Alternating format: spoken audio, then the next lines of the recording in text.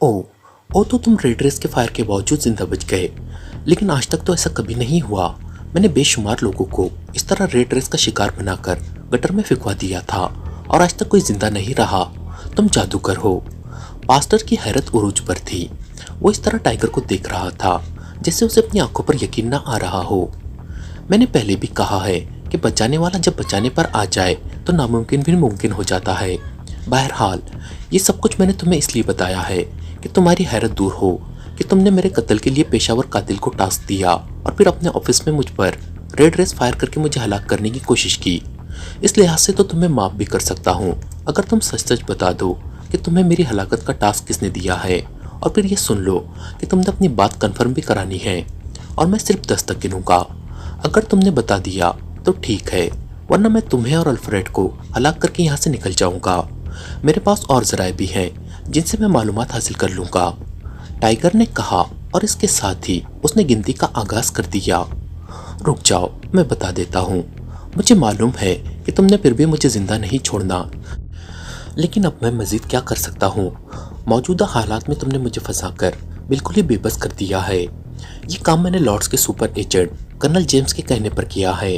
पहले इमरान पर भी हमला उसी के कहने पर हुआ था, फिर तुम पर भी हमला उसी ने कराया है, पास्टर ने कहा। क्यों? इसकी वजह, टाइगर ने कहा। कर्नल जेम्स काफिरिस्तानी एजेंटों को साथ शामिल करके पाकिस्तान से मिसाइल फार्मूला ले गया और लेबॉर्ट्री तबाह कर दी गई। उन्हें यकीन था कि पाकिस्तान सीक्रेट सर्विस उनके पीछे आएगी, इसलिए इमरान को टारगेट किया गया। फिर तुमने काफिरिस्तानी एजेंटों का खात्मा कर दिया तो उन्होंने तुम्हें और तुम्हारे साथ एक स्विस नजात औरत को टारगेट बना लिया। फिर तुम पर हमले किए गए, लेकिन तुम फिर भी बच गए। हालांकि मैंने फ़ोन पर कर्नल जेम्स को इत्तला दे दी है कि तुम मेरे हाथों हलाक हो चुके हो। उस वक्त मेरे तस्वुर में भी ना था कि रेड रेस के फायर के बावजूद तुम जिंदा रह जाओगे, पास्टर ने जवाब देते हुए कहा। कहाँ है लॉर्ड्स का हेडक्वार्टर? टाइगर ने पूछा। एक्री में रियासत लोसानू में, पास्टर ने जवाब देते हुए कहा। ओके, तुमने चूंकि सच बोला और मुझे पहले से इस बारे में मालूमात थी, लेकिन तुम्हारे मुंह से सुनकर इसे कंफर्म करना चाहता था।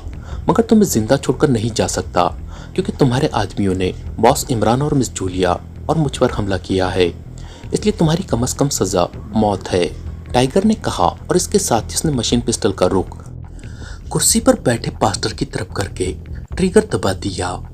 कमरा फायर की आवाज और पास्टर के हलक से निकलने वाली चीख से गूंज उठा।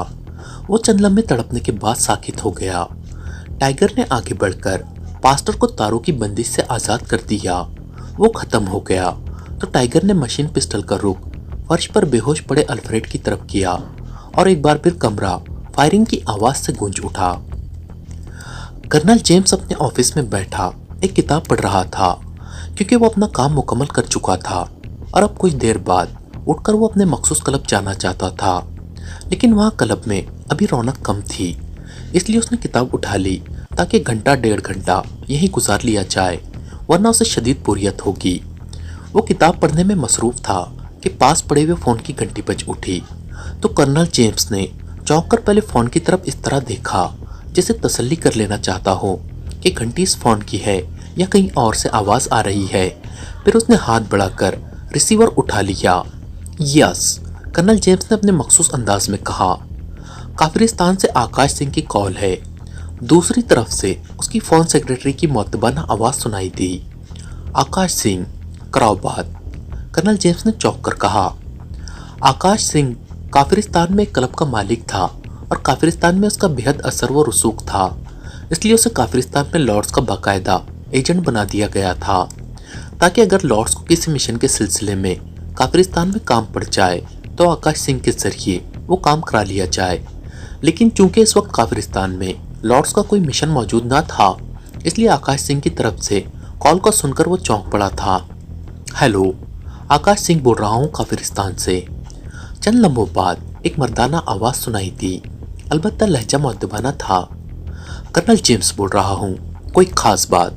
कर्नल जेम्स ने कहा। पाकिस्तान में आपका एजेंट पास्टर ही था ना? दूसरी तरफ से आकाश सिंह ने कहा तो कर्नल जेम्स बेख्तियार चौंक पड़ा। क्यों, क्या हुआ है? तुम क्यों पूछ रहे हो? कर्नल जेम्स ने कहा। उसे उसकी रिहाइशगाह पर हलाक कर दिया गया है। मेरा भी वो बहुत गहरा दोस्त था और पाकिस्तान में मेरे तमाम काम वही करता था। मैंने काम के सिलसिले में जब उसे फ़ोन किया तो पता चला कि उसे अपनी रिहाइशगाह पर हलाक कर दिया गया है, जिस पर मुझे ख्याल आया कि उसने मुझे बताया था कि आजकल वो आपके दिए हुए टास्क में मसरूफ़ है और पाकिस्तान की अंडरवर्ल्ड में काम करने वाले खतरनाक आदमी टाइगर की फिनिशिंग कर रहा है। चुनांचे मैंने आपको इसलिए फ़ोन किया है ताकि अगर पाकिस्तान में कोई काम हो तो वहाँ पास्टर से भी ज़्यादा तेज़ काम करने वाला एक और बाएतमाद आदमी मौजूद है। इस बारे में आपको बता दूं, आकाश सिंह ने कहा। वो काम जो उसके ज़िम्मे लगाया गया था उसने पहले ही मुकम्मल कर दिया था। अब अगर कभी मज़ीद काम हुआ तो फिर तुमसे बात की जाएगी। लेकिन पास्टर को हलाक किसने किया है क्या ये मालूम हो सका है? कर्नल जेम्स ने कहा। ये तो मालूम नहीं हो सका, बस मुझे यही रिपोर्ट मिली है कि उसे उसकी रिहाइशगाह पर हलाक कर दिया गया है, आकाश सिंह ने कहा। Okay, thank you for information, colonel James ने कहा और रिसीवर रख दिया। पास्टर से उसकी अक्सर मुलाकात किसी न किसी जगह होती रहती थी। उसे मालूम था कि पाकिस्तान में पास्टर काफ़ी खतरनाक आदमी समझा जाता था। उसके तस्वुर में भी ना आ सकता था कि उसे इस तरह उसकी रिहाइशगाह पर हलाक कर दिया जाएगा। अचानक उसे ख्याल आया कि वो मालूम करे कि क्या पास्टर की हलाकत में पाकिस्तान सीक्रेट सर्विस का तो दखल नहीं है। उसने फ़ोन का रिसीवर उठाया और यके बाद दिगरे 2 नंबर प्रेस कर दिए। यस बॉस, दूसरी तरफ से उसकी फ़ोन सेक्रेटरी की आवाज़ सुनाई थी। पाकिस्तान में रेड स्टार क्लब के जनरल मैनेजर पास्टर से मेरी बात कराओ और अगर वो मौजूद ना हो तो उसके किसी असिस्टेंट से बात कराओ, कर्नल जेम्स ने कहा। यस बॉस, दूसरी तरफ से कहा गया तो कर्नल जेम्स ने रिसीवर रख दिया। उसने जानबूझकर पास्टर का नाम लिया था क्योंकि एक खदशा उसके जहन में ये भी था कि कहीं आकाश ने पाकिस्तान में अपने किसी दोस्त को काम दिलवाने के लिए ये खबर ना सुनाई हो। थोड़ी देर बाद घंटी बज उठी तो उसने हाथ बढ़ाकर रिसीवर उठा लिया। यस, कर्नल जेम्स ने अपने मखसूस लहजे में कहा। बॉस, पास्टर हलाक हो चुका है, उसके असिस्टेंट से बात करें, फ़ोन सेक्रेटरी ने कहा। हेलो सर, मैं पास्टर का असिस्टेंट एंथोनी बोल रहा हूँ। चंद लम्हों बाद एक मर्दाना आवाज़ सुनाई दी। लहजा मुअत्तबाना था। पास्टर को क्या हुआ है? किसने हलाक किया है उसे? कर्नल जेम्स ने कहा। सर, उसे हलाक करने वाला अंडरवर्ल्ड में काम करने वाला खतरनाक आदमी टाइगर है, दूसरी तरफ से कहा गया तो कर्नल जेम्स बेइख्तियार उछल पड़ा। लेकिन मुझे तो पास्टर ने खुद रिपोर्ट दी थी कि उसने टाइगर को रेड रेस फायर करके हलाक कर दिया है और उसकी लाश गटर में फिकवा दी है। फिर ये टाइगर कहाँ से जिंदा होकर आ गया और पास्टर को भी उसने हलाक कर दिया, कर्नल जेम्स ने कदरे चीखते हुए लहजे में कहा। ये बात दुरुस्त है कि टाइगर पर उन्होंने अपने ऑफिस में रेड रेस फायर की और फिर हमें हुक्म दिया कि उसकी लाश क्लब के नीचे से गुजरने वाले गटर में डाल दी जाए। चुनांचे उनके हुक्म की तामील कर दी गई। आज जब बॉस पास्टर मुकर्ररा वक्त से भी काफ़ी देर तक क्लब ना आए तो मैंने उनकी रिहाइशगाह पर फ़ोन किया, लेकिन फ़ोन किसी ने अटेंड ना किया तो फिर मैं खुद वहाँ गया क्योंकि बॉस पास्टर मेरे अलावा और किसी का रिहाइशगाह पर आना पसंद नहीं करते थे। चुनांचे मैं वहाँ गया तो फाटक अंदर से बंद था। मैंने उगबी तरफ मौजूद खुफिया दरवाज़ा खोला और अंदर दाखिल हो गया। वहाँ तमाम मुलाजमीन बेहोश पड़े हुए थे। तहखाने में कोठी के सुपरवाइज़र अल्फ्रेड की लाश फर्श पर पड़ी हुई थी, जबकि बॉस पास्टर की लाश कुर्सी पर बंधी हुई थी। पास्टर ने उस तहखाने में खुफिया कैमरे और आवाज़ें रिकॉर्ड करने का सिस्टम लगवाया हुआ था ताकि यहाँ लाने वालों की फिल्में भी बन जाए और आवाज़ें भी रिकॉर्ड हो जाए जो बाद में काम आती थी। ये सिस्टम मैंने ही नस्ब कराया था। चुनांचे मैंने उस सिस्टम को चेक किया तो वहाँ फिल्म भी मौजूद थी और रिकॉर्डिंग भी। उस फिल्म और रिकॉर्डिंग से मालूम हुआ कि टाइगर को जब गटर में डाला गया तो वो जिंदा था और गटर का पानी उसके जिस्म के ऊपर से गुजरता रहा और गटर में मौजूद तेज बू ने उसके जिस्म में मौजूद जहर को जज्ब कर लिया और वो जिंदा सलामत गटर से बाहर आ गया। उसके बाद उसने मास्क मेकअप किया और रिहाइशगाह पर पहुंच गया। वहाँ अल्फ्रेड से उसकी लड़ाई हुई और अल्फ्रेड को बेहोश कर दिया गया। फिर उसने बॉस पास्टर पर हमला किया और उन्हें भी बेहोश करके कुर्सी से बांध दिया गया।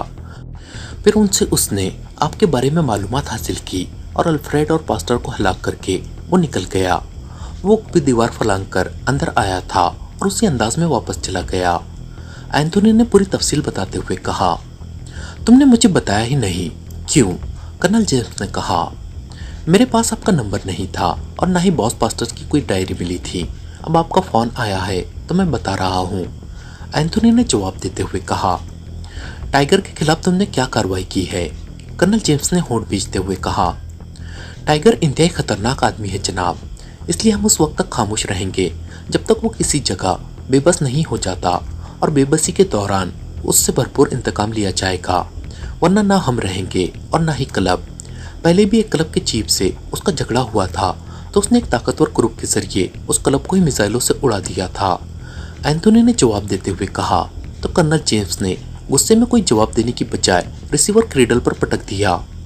एक आदमी को हलाक नहीं कर सकते, यह है इनकी हालत। नॉनसेंस, कर्नल जेम्स ने ऊंची आवाज में बड़बड़ाते हुए कहा।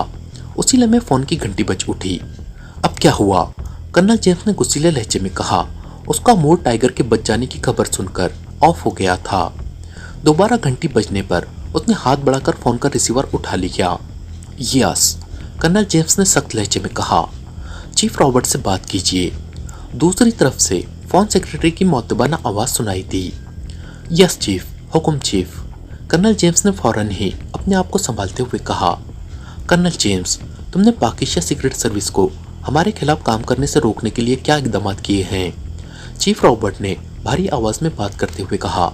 तो कर्नल जेम्स चौंक पड़ा। सर, मैंने पहले ही रिपोर्ट आपको दे दी थी, कर्नल जेम्स ने कहा। वो रिपोर्ट मेरे सामने पड़ी है, लेकिन तुम मुझे खुद बताओ, क्योंकि लॉर्ड साहब ने जो मुद्दत हमें दी हुई है वो तेजी से गुजरती जा रही है, और तुम जानते हो कि लॉर्ड साहब ने पूरा सेटअप ही फना कर देना है, और हमें तुम्हारी रिपोर्टें भी मिल रही हैं जिनमें कामयाबी की बात दूर दूर तक नहीं है। चीफ रॉबर्ट के लहजे में तल्खी नुमाया थी।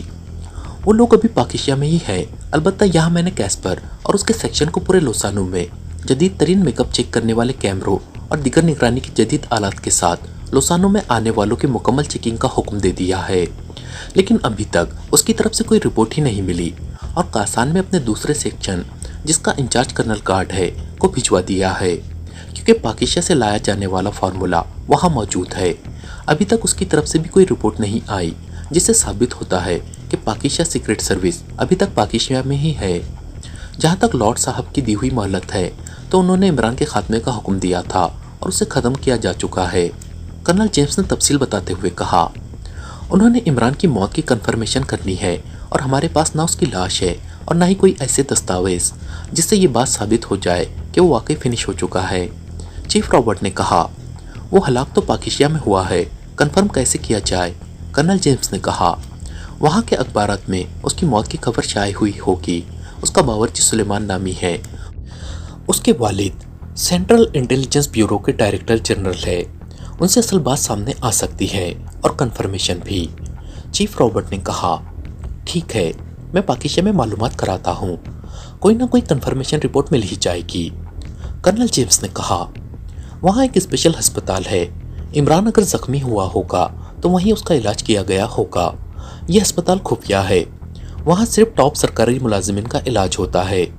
इस अस्पताल के बारे में सिर्फ इतना इल्म है कि ये पाकिस्तानी दारुल हुकूमत के ग्रीन रोड पर वाक़ है और स्पेशल अस्पताल कहलाता है। चीफ रॉबर्ट ने कहा। ओके जनाब, मैं मालूम कराता हूँ, कर्नल जेम्स ने कहा। जिस कदर जल्द मुमकिन हो सके कंफर्म कराओ और रिपोर्ट दो, ताकि लॉर्ड साहब को रिपोर्ट दी जा सके, चीफ रॉबर्ट ने कहा। और उसके साथ ही राब्ता ख़त्म हो गया तो कर्नल जेम्स ने रिसीवर रख दिया। उसकी पेशानी पर सिलवटें उभर आई थी। वो सोच रहा था कि क्यों ना वो खुद वहाँ जाकर मालूमात हासिल करे, लेकिन फिर उसने इरादा बदल दिया कि मालूमात हासिल करना इतना बड़ा टास्क नहीं है कि वो खुद वहाँ जाकर बैठ जाए। चुनांचे उसने फ़ोन का रिसीवर उठाया और एक के बाद दिगरे 2 बटन प्रेस कर दिए। Yes boss. दूसरी तरफ से उसकी फ़ोन सेक्रेटरी की आवाज़ सुनाई दी। पाकिस्तान में क्रॉस क्लब है, उसके मैनेजर हेनरी से मेरी बात कराओ, कर्नल जेम्स ने कहा। Yes boss. दूसरी तरफ से कहा गया तो कर्नल जेम्स ने रिसीवर रख दिया। हेनरी से वो वाकिफ़ था, लेकिन वो उसे इसलिए टास्क नहीं दिया करता था कि वो मुआवजा बहुत तलब करता था, लेकिन अब चूंकि उसकी और उसके पूरे सेक्शन की बका का मसला था, इसलिए उसने हेनरी को कॉल करने का फैसला किया था। थोड़ी देर बाद फ़ोन की घंटी बज उठी तो उसने हाथ बढ़ाकर रिसीवर उठा लिया। यस, कर्नल जेम्स ने कहा। हेनरी से बात कीजिए, वो लाइन पर है। दूसरी तरफ से कहा गया। हेलो, कर्नल जेम्स बोल रहा हूँ लोसानो से, कर्नल जेम्स ने कहा। हेनरी बोल रहा हूँ, बड़े तवील अरसे बाद आपने राब्ता किया है, फरमाइए, हेनरी ने संजीदा लहजे में कहा। चंद मालूमात चाहिए, कंफर्मेशन समेत। कर्नल जेम्स ने कहा। मिल जाएंगी, हमारा तो काम ही यही है। बताएं कौन सी मालूमात चाहिए और किस नौयत की। हेनरी ने कारोबारी अंदाज में कहा। एक आदमी है इमरान, जो पाकिस्तान सीक्रेट सर्विस के लिए काम करता है। उसकी मौत के बारे में कंफर्मेशन चाहिए, किसी अखबार में या इस तरह का कोई कंफर्म सबूत। कर्नल जेम्स ने कहा। वो इमरान जो टाइगर का उस्ताद है, मैं जानता हूँ उसे। वो कब हलाक हुआ है? हेनरी ने कहा। तकरीबन 1 माह पहले। कर्नल जेम्स ने जवाब देते हुए कहा। बस यही मालूमात है या कुछ और भी है? हेनरी ने कहा। यही है, लेकिन तुमने मुआवजा नहीं बताया। कर्नल जेम्स ने कहा। मुआवजा इसलिए नहीं बताया कि मैं आपसे गलत बात नहीं करना चाहता, और आपसे ही क्या, सबके साथ मेरा यही रवैया है। मैं किसी को धोखा नहीं दिया करता। हेनरी ने कहा। क्या मतलब? मैं समझा नहीं तुम्हारी बात। कर्नल जेम्स ने कहा। इमरान जिंदा है और स्पेशल अस्पताल में जेर इलाज है। गोस के बच जाने को नई जिंदगी बताया जा रहा है। अब अगर मैं चाहता तो आपसे मुआवजा लेकर फिर आपको ये बताता, तो आप मुझसे रकम तो वापस ना ले सकते थे। दूसरी तरफ से हेनरी ने कहा, और कर्नल जेम्स बेइख्तियार चौंक पड़ा। क्या तुम दुरुस्त कह रहे हो? किस तरह तुम्हें मालूम हुआ? कर्नल जेम्स ने कहा। उस अस्पताल में एक डॉक्टर मेरे मालूमाती नेटवर्क का हिस्सा है। मेरा सेटअप ऐसा है कि हर आदमी 2 रोज़ बाद कुछ ना कुछ रिपोर्ट देने का पाबंद है, लेकिन उस डॉक्टर की तरफ से 2 रोज़ गुजर जाने के बावजूद कोई रिपोर्ट ना आई तो हमने उसे फ़ोन किया। उसने बताया कि इन दिनों अस्पताल में इमरजेंसी नाफिज है। इमरान वहाँ जेर इलाज है और उसकी वहाँ ड्यूटी है, इसलिए फ़ोन नहीं कर सकता। मैं चूँकि इमरान को जानता हूँ, इसलिए मैं खामोश हो गया। हेनरी ने तफसील बताते हुए कहा। क्या इस इमरान का खात्मा तुम्हारे आदमी कर सकते हैं? कर्नल जेम्स ने कहा। नहीं सॉरी, वहाँ अस्पताल में ऐसे इंतजामात हैं कि वहाँ कोई कार्रवाई नहीं की जा सकती। मैं और मेरे आदमी ये काम नहीं करते, हम सिर्फ मालूमात मुहैया करते हैं। हेनरी ने जवाब देते हुए कहा। ओके शुक्रिया, कर्नल जेम्स ने ढीले लहजे में कहा, और रिसीवर रखकर उसने बेख्तियार दोनों हाथों से सर पकड़ लिया। ये आखिर क्या हो रहा है कि ये पाकिस्तान के लोग माफूकुल फितरत हैं कि मरते ही नहीं। इमरान को हलाकशुदा कहा गया, वो अब जिंदा निकल आया। टाइगर को मुर्दा कहा गया, वो भी जिंदा निकल आया। आखिर ये लोग मरेंगे कैसे? कर्नल जेम्स ने बड़बड़ाते हुए कहा। वो सोच रहा था कि वो चीफ रॉबर्ट को क्या रिपोर्ट दे, लेकिन आखिरकार उसने रिसीवर उठाया और एक बटन प्रेस करके उसने उसे डायरेक्ट किया और फिर नंबर प्रेस करने शुरू कर दिए। Yes, PA to chief. दूसरी तरफ से एक निस्वानी आवाज़ सुनाई दी। कर्नल जेम्स बोल रहा हूँ लोसानो से, चीफ से बात कराओ। कर्नल जेम्स ने कहा। ओके, होल्ड करें। दूसरी तरफ से कहा गया और फिर खामोशी तारी हो गई। चीफ रॉबर्ट बोल रहा हूँ, कोई खास बात हो गई है? अभी तो बात हुई है। दूसरी तरफ से चीफ रॉबर्ट की आवाज़ सुनाई दी। यस चीफ, इमरान जिसे हम सब हलाकशुदा समझ रहे थे वो जिंदा है और उसे स्पेशल अस्पताल में है, अलबत्ता वो शदीद जख्मी है। कर्नल जेम्स ने कहा। कैसे इतनी जल्दी मालूम हो गया? तफसील बताओ। चीफ रॉबर्ट ने कहा तो कर्नल जेम्स ने हेनरी से होने वाली बातचीत की तफसील बता दी। अगर इमरान अस्पताल में है तो उस अस्पताल को मिसाइलों से उड़ा दो, उसकी नई जिंदगी हमारी मौत है। चीफ रॉबर्ट ने कहा। आपका मतलब है कि मैं खुद वहां जाकर ये काम करूं? कर्नल जेम्स ने कहा। नहीं, तुम्हारा ये काम नहीं है और न ही तुम्हें वहां जाकर ये काम करना चाहिए। वहां भी ऐसे ग्रुप मौजूद होंगे, उन्हें इस्तेमाल करो। अगर तुम ऐसे किसी ग्रुप को नहीं जानते तो मैं तुम्हें बता सकता हूँ। चीफ रॉबर्ट ने कहा। आप टिप दे दें, हो सकता है कि उसे इस्तेमाल करना पड़े। कर्नल जेम्स ने कहा। पाकिस्तान दारुल हुकूमत में नेशनल शूटिंग इंस्टीट्यूट है जो बज़ाहिर लोगों को शूटिंग सिखाता है, लेकिन दर हकीकत वो लोग हर जायज़ व नाजायज़ काम करते हैं। उसका मालिक और जनरल मैनेजर किंग एडवर्ड है, आमतौर पर किंग ही कहा जाता है। उससे बात करो, वो ये काम कर देगा। चीफ रॉबर्ट ने कहा। यस चीफ, कर्नल जेम्स ने कहा तो दूसरी तरफ से राब्ता ख़त्म कर दिया गया। तो कर्नल जेम्स ने क्रीडल दबाया और फिर यक के बाद दिख रहे 2 बटन प्रेस कर दिए। यस बॉस, फ़ोन सेक्रेटरी की मुअद्दबाना आवाज़ सुनाई दी। पाकिस्तान में एक शूटिंग इंस्टीट्यूट है जिसका नाम नेशनल शूटिंग इंस्टीट्यूट है। उसका फ़ोन नंबर वहाँ की इंक्वायरी से मालूम करके वहाँ फ़ोन करो।